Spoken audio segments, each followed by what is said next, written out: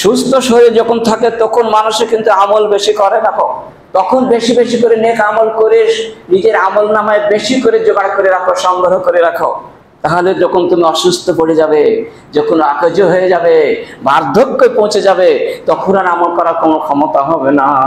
বসে বসে যদি আমল করো, শুয়ে শুয়ে যদি আমল করো, নড়তে পারছো না।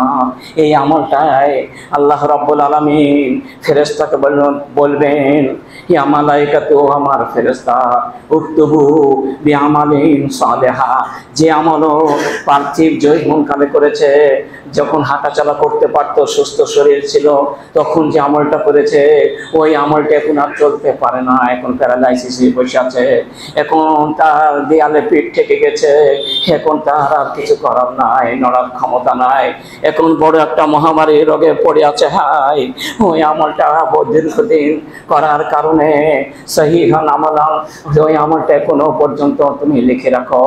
যদিও শুয়ে শুয়ে পড়ছে, তবুও তুমি হাঁটা চলার অবস্থায় যেমন আমল করতে হয়, এরকম লোকে একটু কম করো না।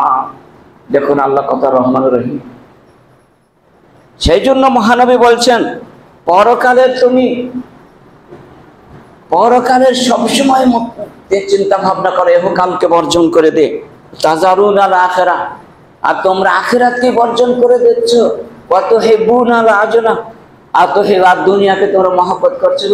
আশ্চর্য ব্যাপার, পরকালকেই তোমাকে প্রাধান্য দিতে হবে। পরকালটা হচ্ছে অবশিষ্ট, থাকবে চিরস্থায়ী এবং উত্তম।